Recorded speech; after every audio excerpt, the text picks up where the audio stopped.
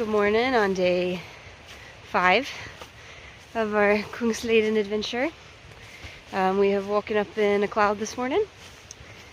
Yesterday was a pretty wet day. It was raining when we woke up. It didn't rain all day, but it rained a little bit throughout the day. And then last night it was kind of raining when we were setting up. But fortunately not too hard. It rained a little harder after we got set up, but not until we were already in the tent, so that's good. We went a little further than we might have yesterday. We're honestly not sure how far we went. Around the vicinity of 18 miles. But we didn't stop hiking until pretty late. It was around 9 p.m. The reason we went a little further is we're trying to set ourselves up to get to a road today in Waterfall. There's a 30-kilometer break in the trail right there, and you could walk that road, but most people who do the Kungsleden choose to take the bus that's available. So the bus will connect us to the trail a little further east. But the bus has a schedule, so in an effort to make sure we catch the bus, we walked a little further last night than we would have otherwise. In part because, honestly, I've had a hard time keeping up much of a pace on this trail. I've had some problems with my feet. I've been in quite a bit of pain. But also the trail is really rocky, and I think that slows me down a lot. Like, you can't get any sort of rhythm going in your stride because you're always kind of dodging rocks and staring at the couple feet of trail in front of you. So that's been a little bit tough for me, but we are making strides, and fortunately the days are so long that, you know, even if you do take your time during the day and take breaks and stuff, you've got hours and hours of daylight to get a little further. So that's the plan for today. Within a few hours we should be in Waterfall and hopefully catch a bus to the next part of our adventure.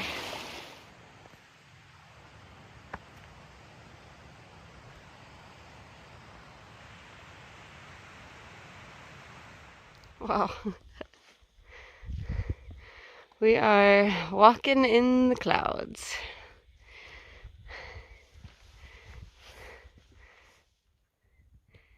You can see this landscape is like slightly tinged by fall colors. They're not really here yet. And also the clouds look kind of cool. Into the abyss. Nate says now we're headed into Mordor. Oh.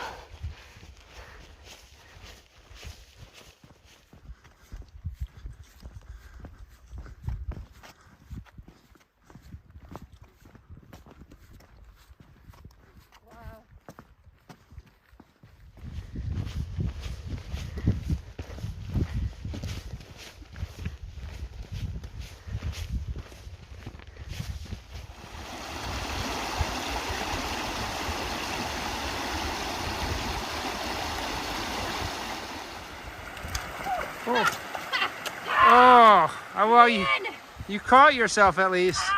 Not before my sock got wet. So we've been walking in clouds all morning, so our entire world has basically been this boulder field. But finally, the clouds are lifting just a little. We can see some of the fact that we are in fact in the mountains. And that lake down there is basically our destination for today. That's where the road is.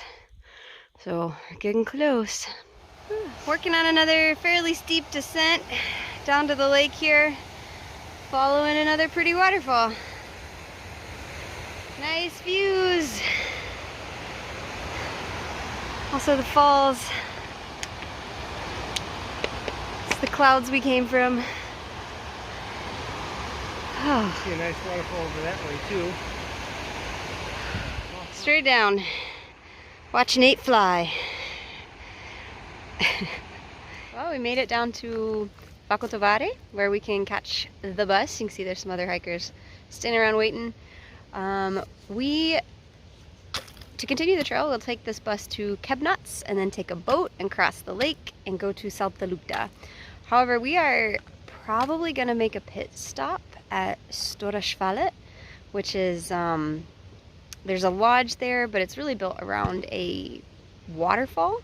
That was sort of, when they made this trail, they had that waterfall in mind. And so I kind of want to see it. So we're gonna see about making a pit stop there and doing a little extra trail activities.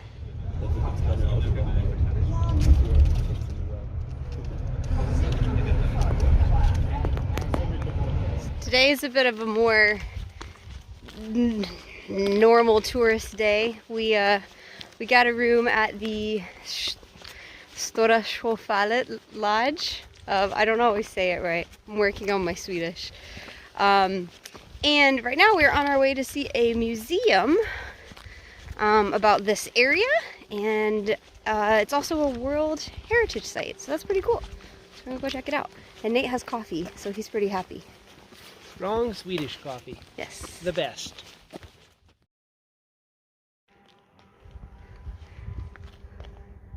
Welcome to the World Heritage Site.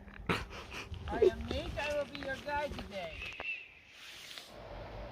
These are some traditional Sami dwellings.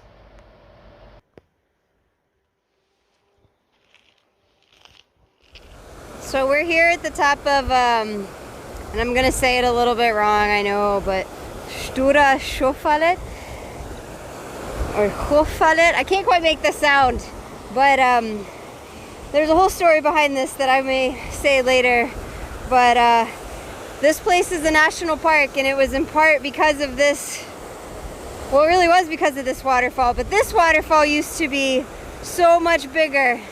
They built a dam up the lake a ways there. But anyway, this is still pretty impressive. You can see mist kind of coming out of the bottom down there. I'll see if I can scramble up and get another look at it. So I can't give you the full view without getting a little too close to the cliff for my own safety. But you can see up there where Nate's scrambling, you can just kind of imagine the mist and things down there. And then there's another tier down there. It really does look quite impressive.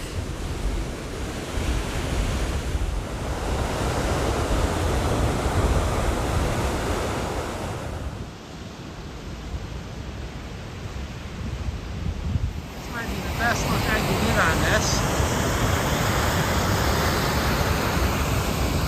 And onward to the bottom waterfalls.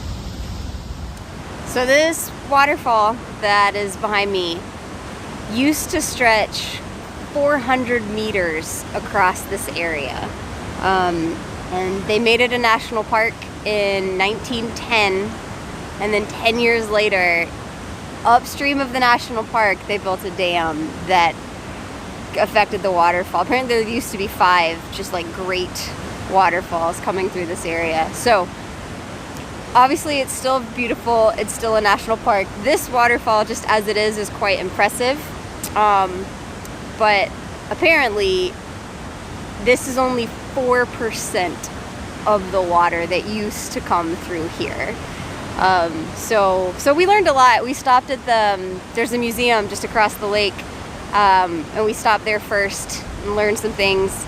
And those are some of the things that we learned about this area. So this has been a fun stop, kind of to get a better understanding of this national park in particular, and then kind of the Swedish Lapland in general.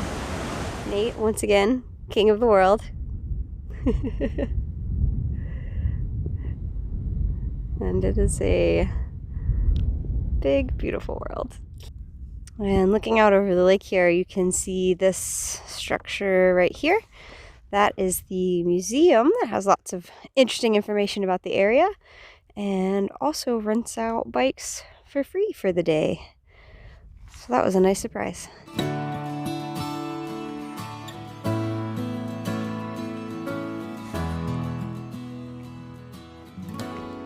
Our home for the night.